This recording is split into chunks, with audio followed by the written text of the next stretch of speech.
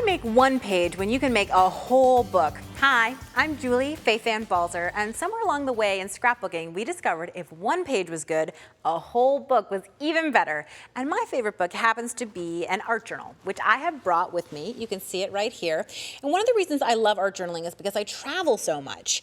And traveling with paint can be a little bit tricky. So I've discovered a kind of fun solution that I want to share with you today in this leaf page. So what I did is I pre-painted a couple pages before I left home. And you can see here that I've just taken a piece of watercolor paper, which is just like the paper in my book, and I've done that.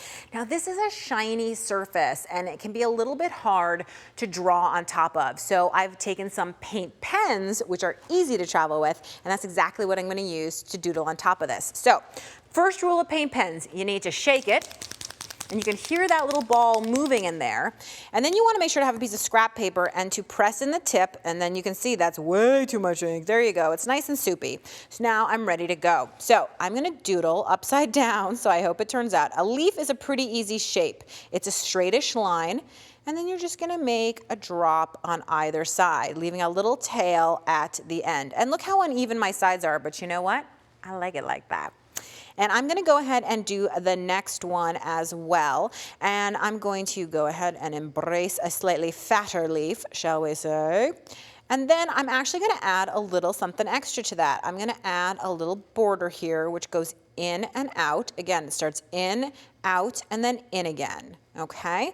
And then I'm going to add some stripes in here. There we go. Easy peasy. And the paint just glides right atop that other paint. I don't even have to think about it. Plus it's going to be permanent and it's going to go perfectly in my art journal. I think I said that in a kind of evil voice. There you go. And so I've added a little bit of embellishment there. I could also add in, are these called the veins in leaves, I believe? You can add those in. And again, there's no matter about the rule of how many. So for instance, this little tiny leaf could have many more veins than like the big one does. And I find that echoing is one of the easiest doodles on earth to do. So echoing is just when I'm echoing the shape. I'm just echoing that shape, and I'm echoing that shape, and I'm even alternating which side I'm doing it in. Now, I'm actually going to switch over to the smaller tip size of this paint pen, and I think I've already I've already shaken this, and yep, it's working, so no problem, because I want to fill this with circles, and that larger tip is just a little bit too large for me to get that, but you can see that the color coordinates perfectly, so if someone were to look at this, they'd have no idea that I actually used two different markers to make this glorious page. So I would just continue to fill with some circles all the way down, and I can even fill in some of the leaves over here. Again, using that smaller size to get it done. And I have one here in which I've already finished all of my doodling. And now, let's see, I'm going to let's use the big yellow one. Shake it up. Let's make sure it's working. I don't need to press that tip in. And I'm going to go ahead and color.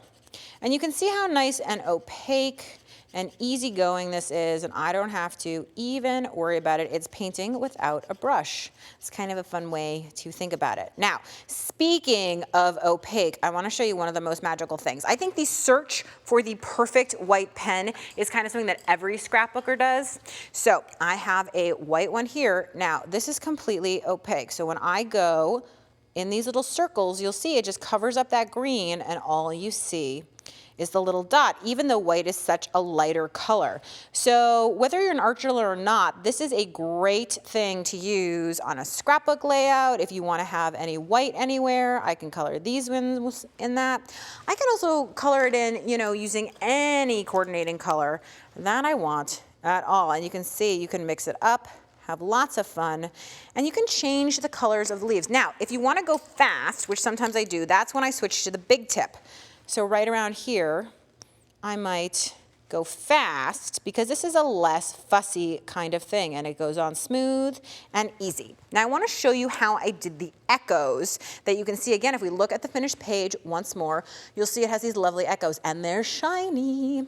So what I did is I used a metallic paint pen. Same thing, shake it, make sure that the tip's working, it's all good.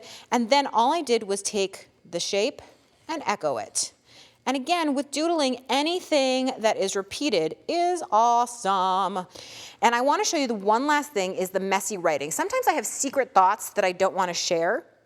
And so what I do is I'm actually writing things, but I'm just really abstracting it. So let me show you this a little bit here on this white paper so you can see it a little more clearly. If I write, hello, I'm Julie.